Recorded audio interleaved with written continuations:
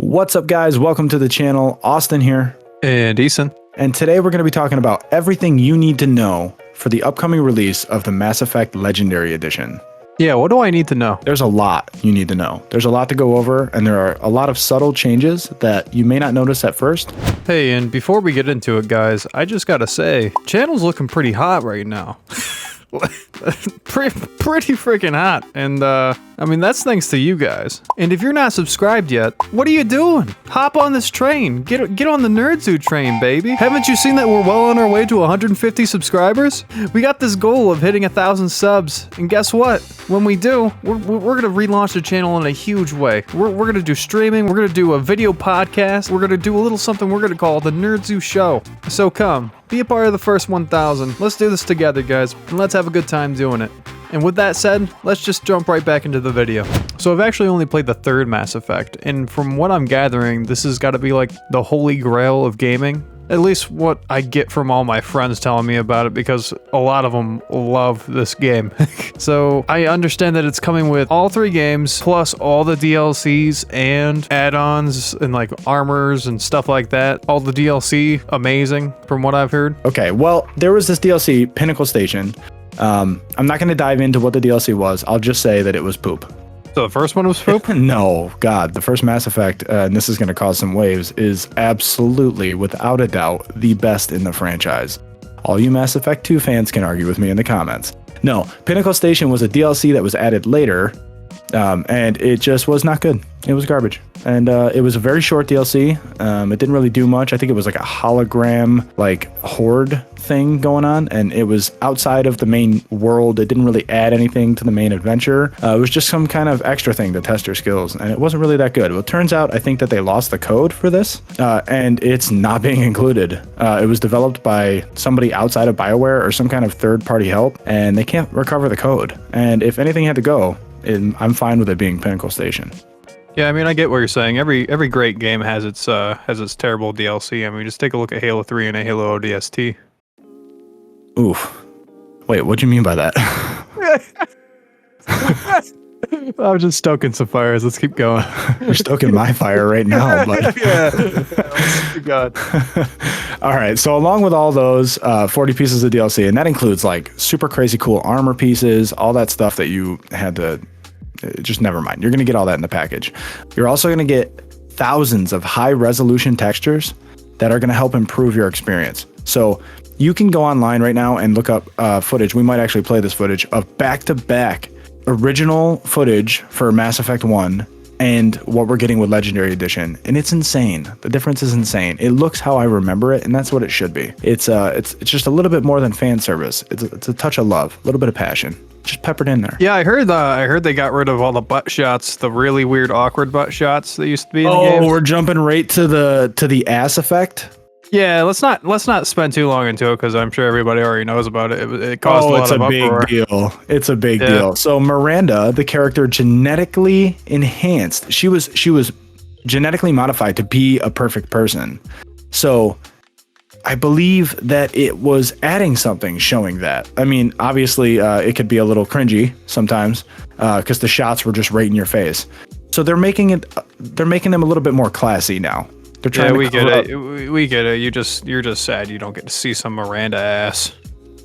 Listen. Right, so in my notes I put they buffed Miranda's ass.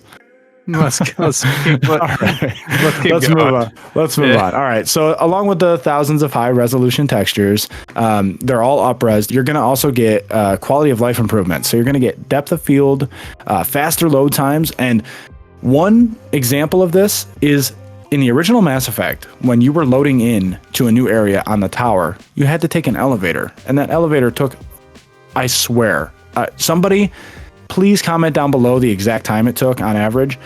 But if I'm not mistaken, it was like 40 seconds to a solid minute to load inside the elevator. Now, you got conversation pieces and audio dialogue that were exclusive.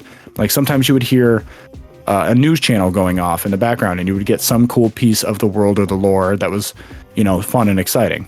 Wow. Or you would get character conversations. Yeah, wow, really exciting. Let me get to the good part. You would get really exciting little tidbits that you wouldn't otherwise get in the elevator.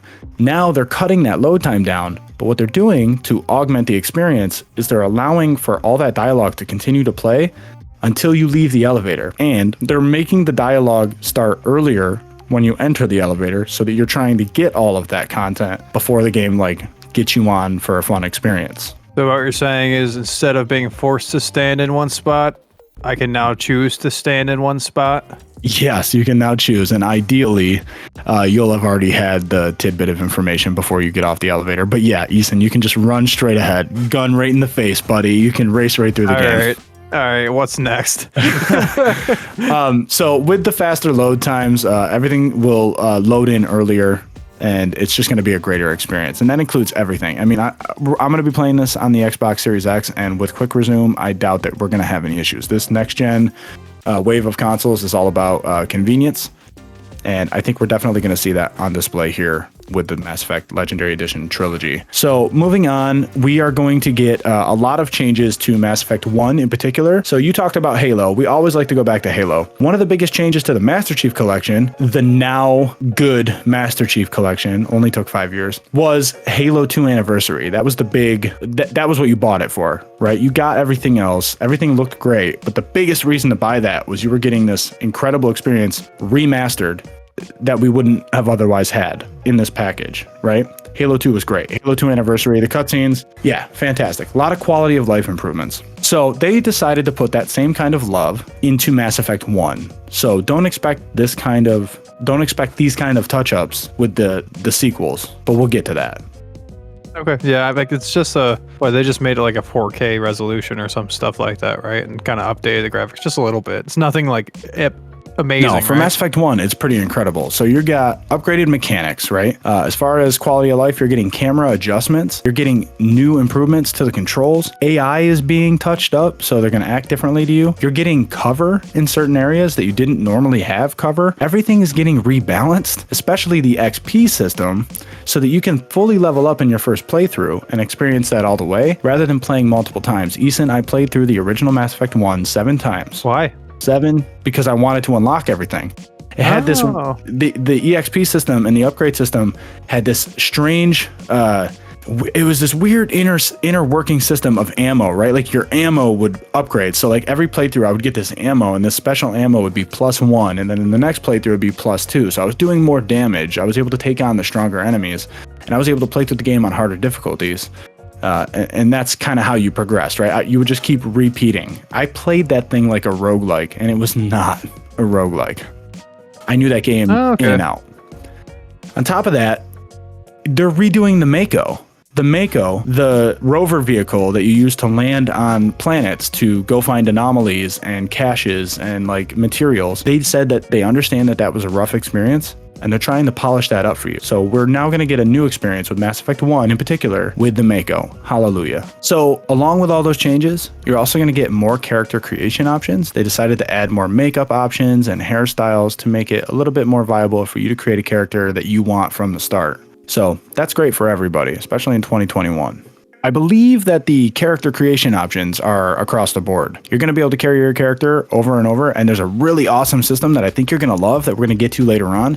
But real quick, I know you're a fan of original composers of music coming back to do sequels or to come back to the original projects, especially with Halo.